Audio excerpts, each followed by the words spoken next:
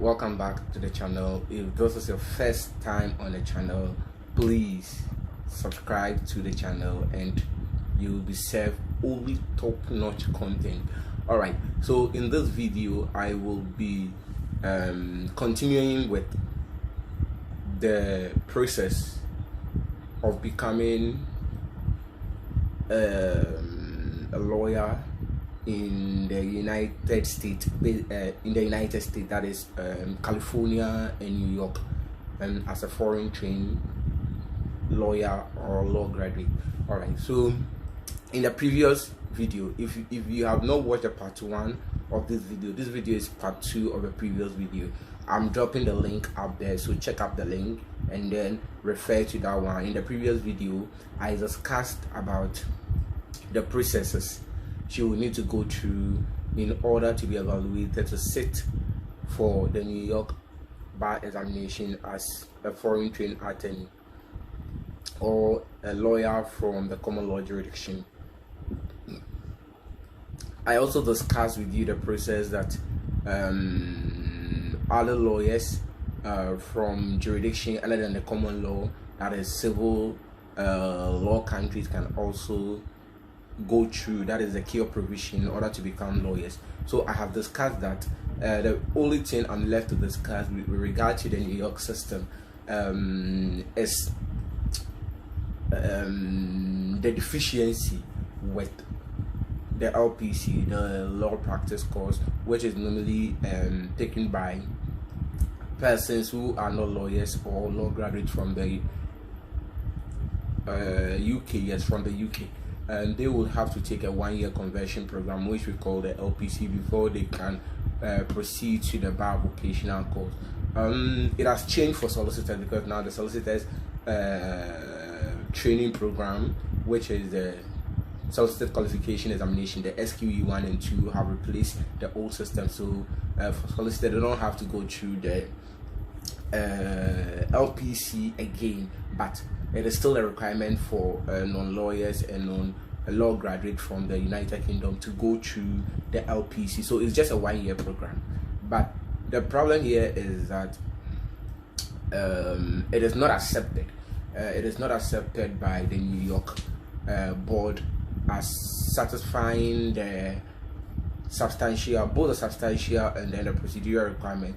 Even though it is modeled on a common law system, it is taken in the United Kingdom, so you don't even have a problem with the fact that the substance of the subject taken on that program is a common law. But then the problem, the deficiency, the substantial deficiency, has to do with the fact that it is not synonymous or comparable with a law degree taken in the United States, that is a JD degree. So when you compare the two, it is substantially deficient. So why it doesn't meet the substantial requirement, and also it lacks the durational requirement compared to what has been indicated in the Court of Appeal regulation.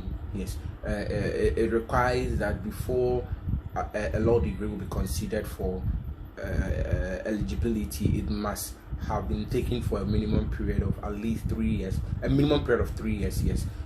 So that is so with LPC you would need to, I don't know, I don't know, I'll verify that, but then you also have to verify that. But then the point is you will not be eligible to sit for the New York bar examination unless you go through the CURE, that is a CURE system.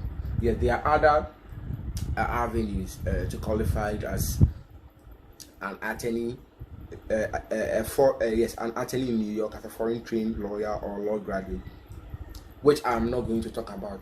But then there are provision for those who school in a jurisdiction that allow them to take the apprenticeship system. Yeah, you enrolled in a courthouse or a law firm, and then you study from there and blend it with academic.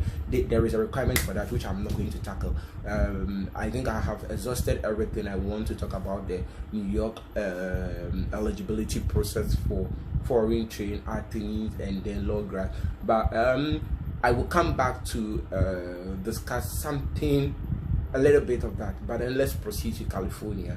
Yes, with the California system, it differs in a way from the New York system, such that in California, before you be considered eligible to sit for the California bar exam, you must be a trained lawyer.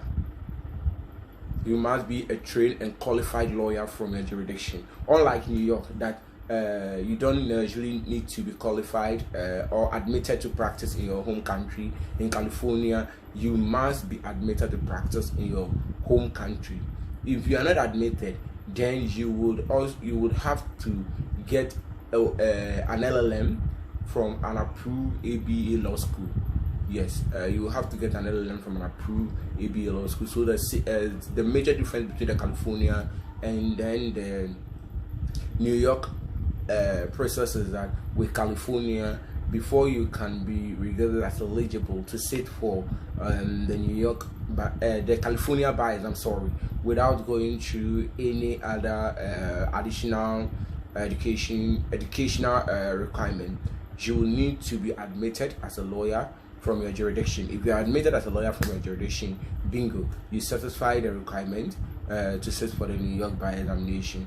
But if you fail to satisfy the requirement and you hold a law degree, the law degree can be from a common law country or a civil law country or any other legal system. You will be considered for admission to take the California bar examination if you have taken an LLM program, and there are some specifics you need to meet on your LLM program. For instance, there must be at least 3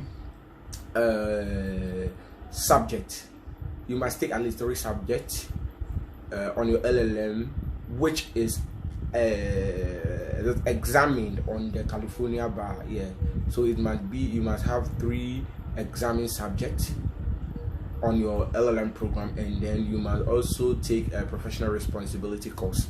And so that is it for the Californian bar. Not too much detail to talk about, unlike with the New York, which I have discussed. And one other pain is, before you make your application to the California bar authority, one thing you will need to pay attention to is the fact that you'll be required to have your certificate evaluated by any of the accredited evaluation institutions in the United States. And the purpose of this evaluation is for them to assess your certificate to determine whether or not it is substantially equivalent to a JD degree administered in California, in the United States. An alternative to getting an LLM to qualify for the California bar is to go through the first year law student examination. Yes, this examination is originally developed for students who have completed their first year law school program in the United States, but then do not want to proceed further pursuing the academic courses at the university. And they would have to take an examination, that is a first year law student examination, and after the examination they'll enroll in apprenticeship, or let's say practical training. So normally they may either decide to work with a courthouse or work with a law firm for specific number of years. I don't remember the number of years, but I think it's around 3 years. And after going through the number of years, they now come take the main bar examination, that's the California bar examination. It's interesting. So after first year, you decide to drop out of the university, you go and take the first year law exams. We call them baby bar. That's the baby bar. You go and take the baby bar, and when you pass the baby bar, you enrolled in practical training with either a court or a law firm for a duration. I don't remember the number of years, but I think it's around 3 years. And after that number of years in apprenticeship or training, you come and take the main California bar. So this can be used by international trained law graduate. So let's say you have a law degree from a country other than the United States and you want to go through the baby bar system, yes, you can also register for the first year law student exams. That is a baby bar. When you pass it, then you will have to look for a training contract, and then you enroll in the training contract for about 2 or 3 years. I'm sure it's 3 years. You enroll on a program for 3 years, and when you complete it, you come and take the California bar examination. So that is the beauty of the California system as well. You, depending on which way you want to go, some may decide that by principle they want to practice in California. I prefer to practice in New York.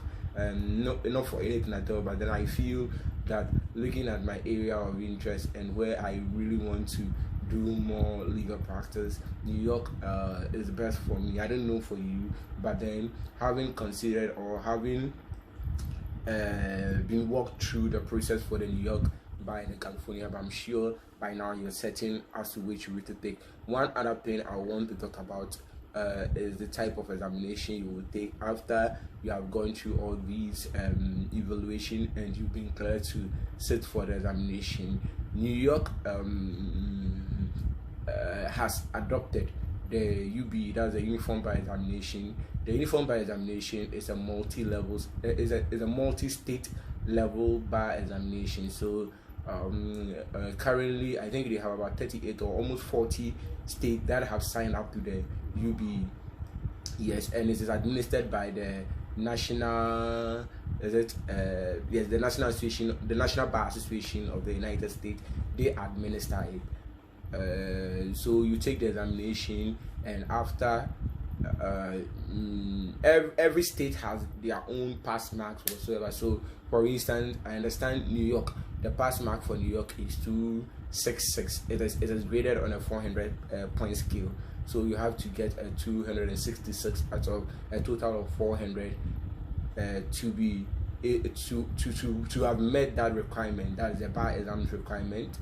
Yes, for New York. Other states do 260, some do 270, depending on the state. But then you basically going to be examined on almost the same thing.